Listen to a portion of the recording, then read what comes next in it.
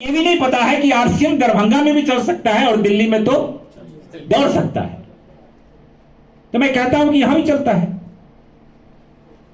अब दिल्ली में कुछ लोग मिलते हैं तो पूछते हैं दरभंगा कब जाना है। हम बोले क्यों, काम धंधा। दोस्त, आपको यह समझना पड़ेगा कि आरसीएम क्यों करना है। ये सारे के सारे साथी जो 30 साल से हमारे दोस्त हैं, 40 साल से दोस्त हैं, लेकिन उनको आज तक ये पता नहीं है कि आरसीएम क्या है और ये लोग करते क्यों हैं। ये हमारे बहुत सारे साथी हैं जो सब आरसीएम में महीनों से हैं, सालों से हैं। मैं किन्हीं भी साथी से पूछना चाहता हूं कि कोई भी साथी, खासतौर पर अगर नए में हैं या कुछ महीने साल से हैं, तो बताएं आरसीएम लोग क्यों करते हैं। कोई बता सकते हैं जी? पीछे से कोई आदमी आरसीएम क्यों लोग करते हैं, क्यों कर रहे हैं हम सभी लोगों को? रॉयल्टी इनकम के लिए। रॉयल्टी इनकम के लिए, वेरी गुड। और फ्रीडम के लिए। फ्रीडम के लिए। रॉयल्टी इनकम को अगर इनकम की भाषा में बात करें तो ये कौन सा इनकम है? Passive income. दूसरे प्रकार का इनकम कौन सा होता है? Active income. एक्टिव इनकम और पैसिव इनकम में डिफरेंस क्या है?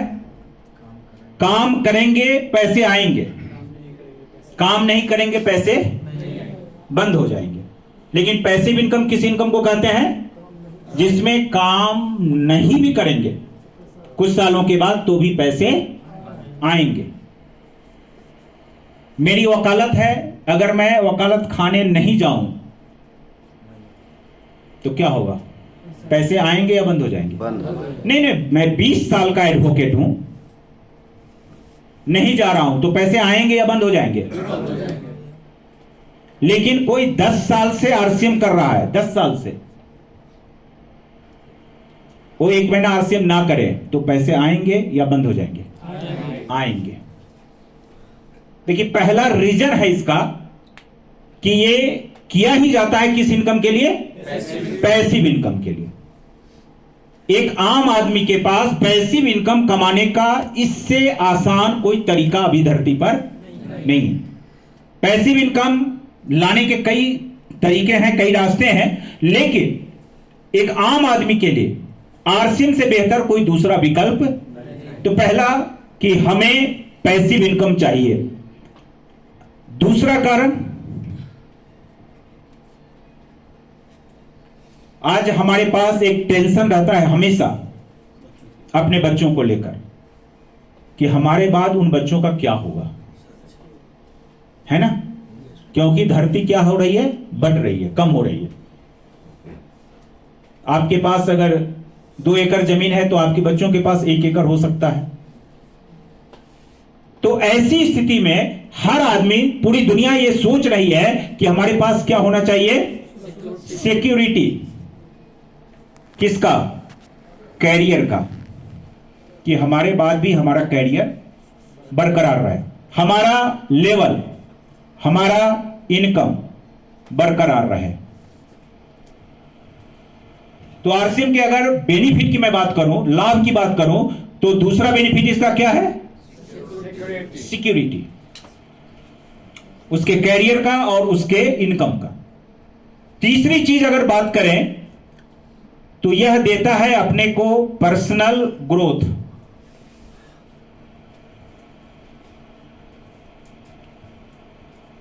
बहुत सारे साथियों ने अभी आकर के बोला कि शायद मैं आरसीएम में नहीं होता तो दार्जिलिंग के बारे में प्लान नहीं करता। मैं अपने काम में इतना परेशान था, अपने धंधे में इतना मशगूल था कि दार्जिलिंग के बारे में सोचने का वक्त। लेकिन दार्जिलिंग आना यह आपके पर्सनल ग्रोथ को लाता ही लाता है, साथ में आपके बिजनेस को भी बढ़ाता है। यानी यह एक ऐसा रिक्वायरमेंट है हर इंसान का इस बिजनेस में कि अगर वह अपना पर्सनल ग्रोथ कर ले तो उसका बिजनेस क्या होगा? अप होगा। जब यह रिक्वायरमेंट बन जाता है कि हमको पर्सनल ग्रोथ करना है तो हम क्या करते हैं? काम। अभी सर की जो ट्रेनिंग होती है मंथली, खासतौर पर दरभंगा में, वो किसके वास्ते होती है? पर्सनल ग्रोथ को। जिन साथियों ने इसका फायदा उठाया है, जो साथी अपना ग्रोथ किए हैं, उनके बिजनेस अप हुए हैं, उनका लेवल अप हुआ है, उनकी इनकम अप हुआ है।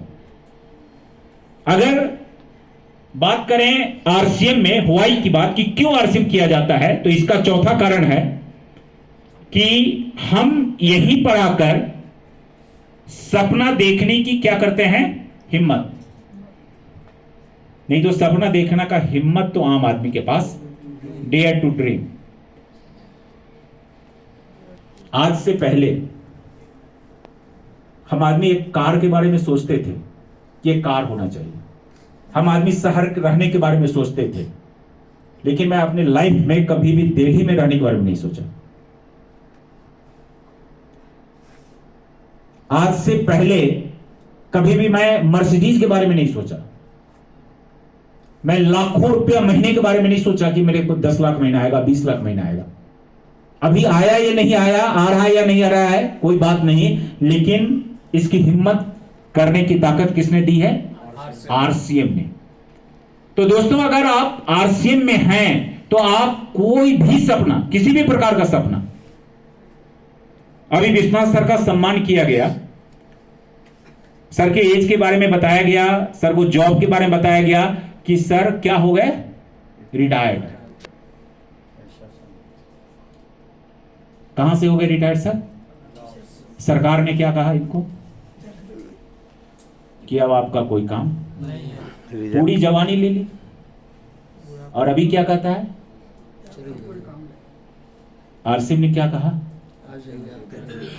अरे अभी तो काम शुरू हुआ है, अभी तो काम शुरू हुआ है, अभी तो काम करने की उम्र ही हुई है। देखिए क्या है आरसीएम, सर को क्या कहा आरसीएम ने कि अभी तो उम्र हुई है। अभी हरिद्वार क्यों जा रहे हैं, दार्जिलिंग चलिए परिवार के साथ, एंजॉय कीजिए, फोटो खिंचाइए। क्या आरसीएम ने कहा कि नहीं कहा, या मैं गलत बोल रहा हूं? तो मैं यहां बताना चाहता हूं कि वो सपना जो आप पूरा करने के बारे में कभी सोच नहीं सकते। अभी हमारे बहुत सारे साथियों ने कहा कि नहीं, अब तो ऐसे टाइम में प्लान करेंगे कि अपने परिवार, अपने बच्चों को भी लेके आएंगे, और इस बिजनेस में बच्चों को इन्वॉल्व करना जरूरी है, क्योंकि आरसीएम अब किस जनरेशन पर काम करना शुरू किया है, नेक्स्ट जनरेशन पर। और अगर हमें इस बिजनेस की समझ आ गई, हम व्हाई क्लियर कर लिए हैं इस बिजनेस में, तो हमें अपने साथ किसको भी जोड़ना है, फैमिली को, अपने बच्चों को। लेकिन अगर बात करें आरसीएम की, तो आरसीएम की जो सबसे बड़ा कारण है करने का, वह है टू हेल्प अदर्स। किसकी मदद करना, दूसरों की मदद करना।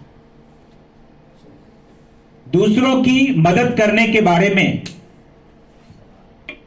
सोचने का अधिकार किसने दिया है, आरसीएम ने दिया है एक आम आदमी को। हमेशा वो दूसरों की मदद के बारे में सोच सकता है।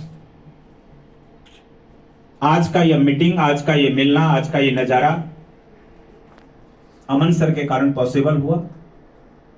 हम दिल से आभारी हैं उनके। आरसीएम के किस व्हाई के कारण, टू हेल्प अदर्स।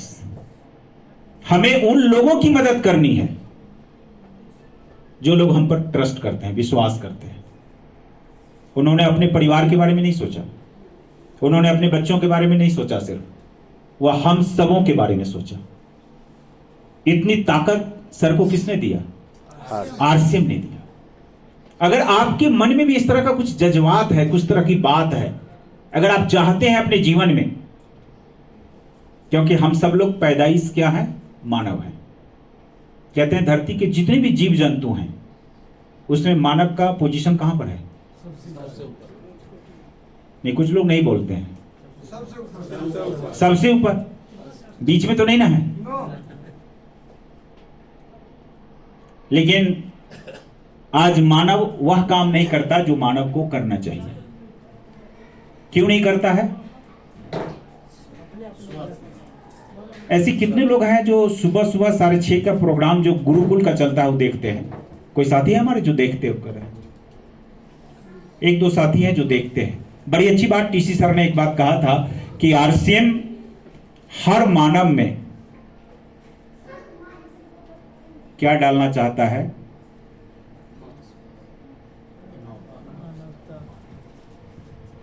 क्या डालना चाह रहा है?